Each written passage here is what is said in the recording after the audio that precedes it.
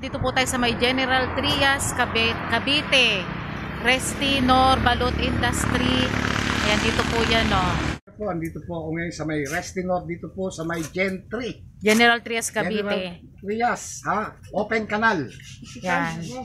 Ha? Itikan. Sa may Itikan.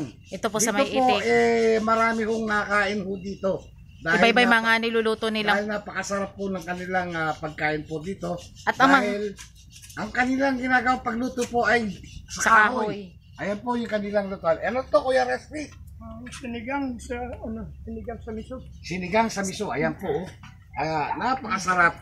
Yan, no, niluluto. Sinigang sa miso yung niluluto. Niluluto. Ito naman po, isa pong menu ni Kuya Resty. Ano to, Kuya Resty? Bicol na pala yan. Bicol Express. Ayan po. Tanggal na pala yung adobo dyan. Ayan, napakasarap po. Napakaganda po ng kanilang lutuan po. Ang ganda ng lutuan. Kahoy yung panggatong. Yan, dito lamang po yung sa General Trias, Cavite. Ayan. Ayan po Bicol yung Express. Ayan, napakasarap niyan ho. Ganda ng lutuan nila rito. Oo, talagang Kuya Resty. Yan po yung napakagaling magluto. Pero ang the best recipe ni Kuya Resty ay Itik. adobong itik, ginatang itik, ano pa? Kalderetang itik. Yun po ang yun po yung hinahanap-hanap dito sa may Gentry. Kay Restinor. Yan. Napakasarap po nun. Yan po. Parang nasa probinsya pag ganito ang lutuan, no? Ang ganda ng kanya assemble ng lutuan. Ang ganda ng lutuan. Oo. Dahil po sa mahal ang gas. Napakamahal. Napakamahal ang gas. Kaya ito po, nag-improvise po siya ng kanyang lutuan.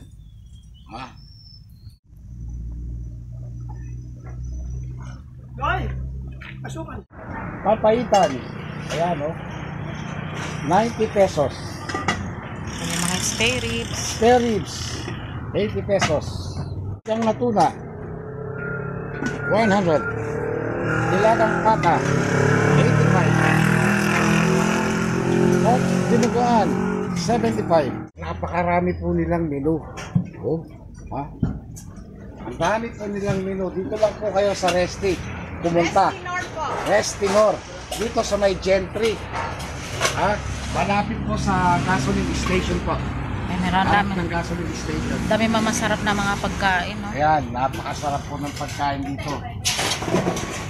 Ay, meron din po silang Lahat mga ng klaseng ulam. Pero ang pinaka-the best na po nila ay adobong itik, ginataang itik.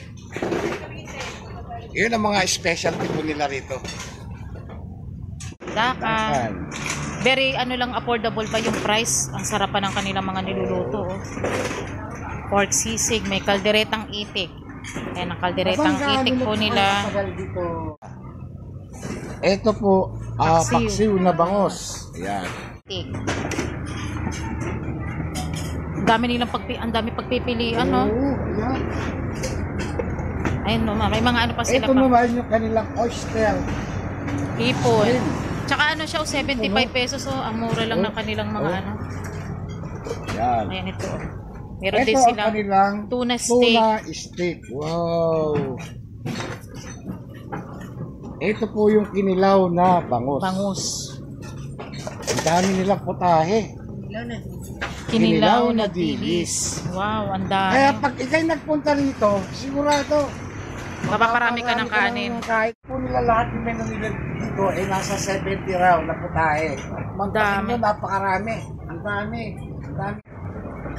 Ayan, patatim. Merong ding pork steak. Wow, ang sarap. Mayroong pork binagoongan. Ito yung masarap po, pork binagoongan. Wow. Meron din silang bopis. Pork igado. Grabe, ang dami nilang ulam. Dami pagpipilian. At saka dito sa lugar May Bicol Express. dito po sa lugar nila, malamig, mahangin. May lechong Hindi kawali. mainit. Kaya masarap dito po ito. Pag ikay kakain, Mayroong pork menudo. Pork menudo pa parang sa pork menudo. Spare ribs estopado. Ang daming pagpipilian. Adobong pata. Ginugutom na tuloy ako. Oh. Yan. Pata team. Ay, marami ditong pagpipilian. Pork tapa. Ang dami pagpipilian po. Yan siya. Balon-balunan. Dito lamang po yan ha. Ayan po ang kanila. Ano Yan. po? Sa mga gustong pag napadaan po kayo dito sa General Trias Cavite, punta lamang po kayo dito at marami pong pagpipilian na Ulam. ulam. Lutong lutong bahay din kung matitikman natin at niluluto lang siya sa kahoy kaya masarap po talaga yung mga Punta lang ho kayo dito. Siguradong mapapatakam ka. Napakasarap po ng pagkain po nila rito. dito po. Ito po.